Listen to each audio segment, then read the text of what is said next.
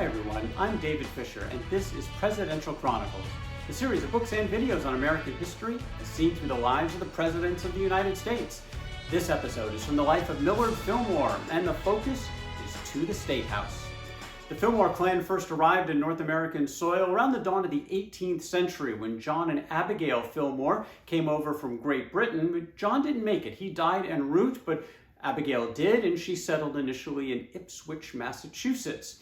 A couple of generations later, you had Nathaniel Fillmore, where the line of the Fillmores was actually almost severed. He was fighting as a soldier in the French and Indian War on the side of the colonies and the British, where he was left for dead at one point on a battlefield. Unfortunately, though, a burial party came along, found out he was still alive. They nursed him back to health, and that line would continue. In fact, his son, Nathaniel, after the Revolutionary War was over, independence secured, he married a woman by the name of Phoebe Millard. And they had a kind of a rough go of it in Vermont where they were living, so they decided to venture out to the frontier, to head to western New York, an area called Summerhill near the town of Locke, kind of near present-day Syracuse, where they had the first of their 8 children, 5 boys overall, on January 7th, 1800, a new baby for the new millennium. And they decided to combine their surnames to name their child. They had Phoebe Millard, and Nathaniel Fillmore became Millard Fillmore.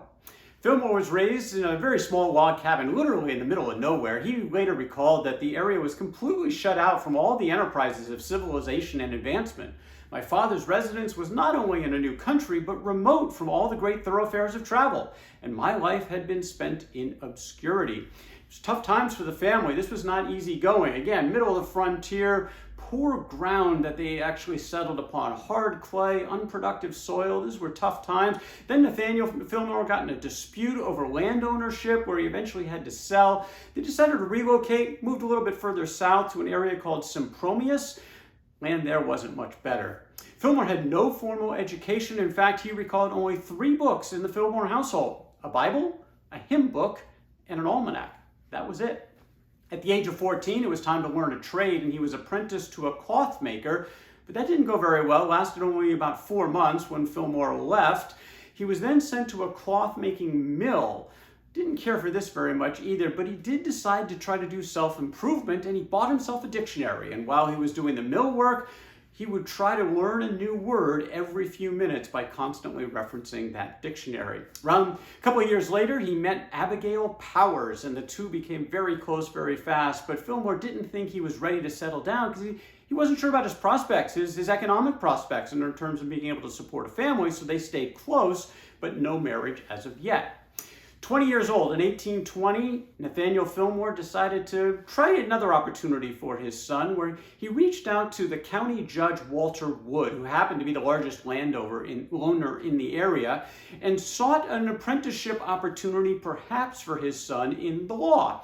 Well, Wood decided, well, you come on for a couple of months, we'll see how it goes. And after those couple of months, he actually did offer a full apprenticeship to Fillmore, as long as he could get out of his responsibilities at the mill, and he happily agreed. They worked it out. Well, it didn't go very well. Wood was a really hard taskmaster, which Fillmore didn't care for very much. Plus, Fillmore was doing most of the educational piece by himself. He didn't get much help from Wood. And then it looked like he crossed a line. He actually took on a client. He represented a client in front of a justice of a peace for a $3 fee, but he didn't tell Wood about it until afterwards, and Wood was outraged. He rebuked Fillmore for doing this behind his back, and frankly, this was the last straw for Fillmore. He was done with Wood. He said that Wood was more anxious to keep me in a state of dependence and use me as a drudge in his business than to make a lawyer of me, and so he decided to leave. Now, a legal apprenticeship usually ran about 7 years at that time, and this was breaking a contract. There could be some serious consequences associated with this, but Fillmore was bound to and determined to leave, and he knew he had an economic responsibility, so he left on the table of Wood a $65 note, an IOU that he eventually paid back. Decided to move home with his parents, who had moved, and they're now living in Aurora, New York, just about 18 miles outside the tiny little town of Buffalo. It was a tiny town at the time. In 1820, Buffalo had about 200 inhabitants. But it was about to change in a big way. Governor DeWitt Clinton had this image of bringing Lake Erie, connected it to the Hudson River, which would transform transportation in the entire Northwest Territory, it was called at the time. We would call it the Midwest area of the United States today, to bring that into the nation's economy in a whole new way and to connect it by water through a canal.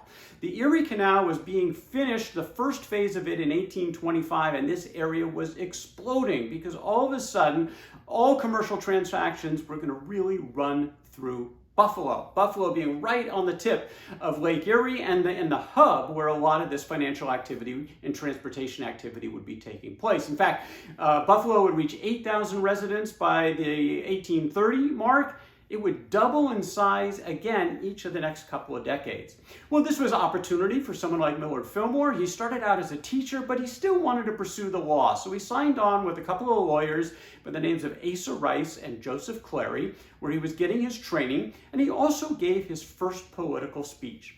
It was July 4th, Independence Day, 1823, and Fillmore pronounced, "Let this maxim be our motto. United we stand, divided we fall. We are bound to transmit it, the Constitution, to posterity unsullied." Well, these patriotic words were the hallmark of the political beliefs of Millard Fillmore in his entire life.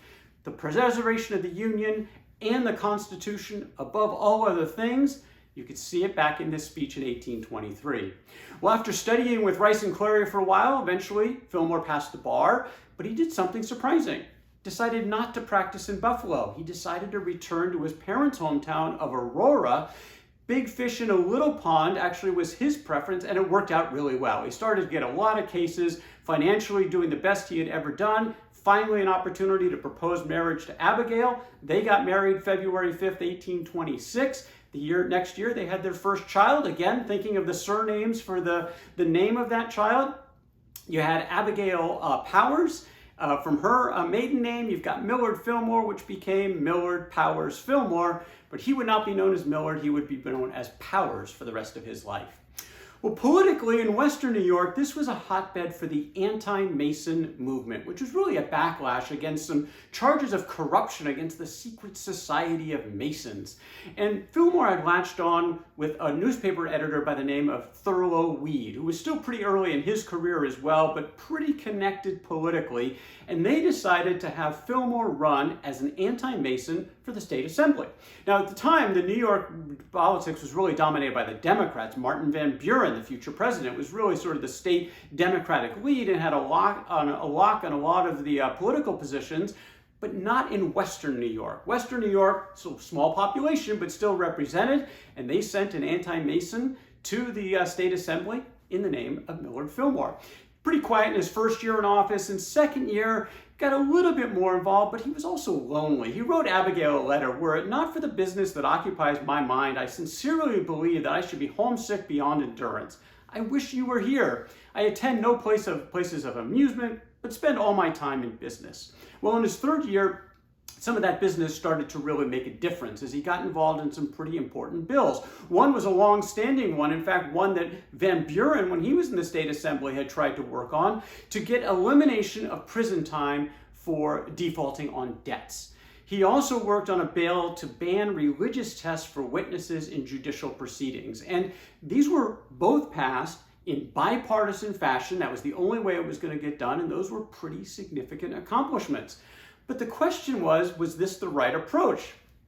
Fillmore certainly thought so, but maybe not his patron Thurlow Weed, who is much more of a partisan.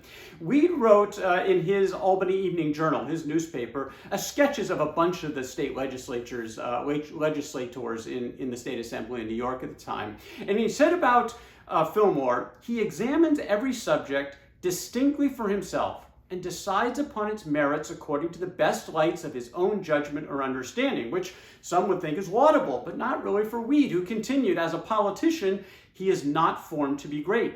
He has none of the qualities requisite for a political chieftain. He wants that self-confidence and assurance without which a partisan leader can never hope for followers." For Weed, politics was about partisanship, patronage, winning those jobs to hand out by winning elections. For Millard Fillmore, it was really much more about the issues and about policy. Not surprising that Fillmore and Weed would eventually have a pretty serious falling out over this concept of party loyalty, but that is the story for another day.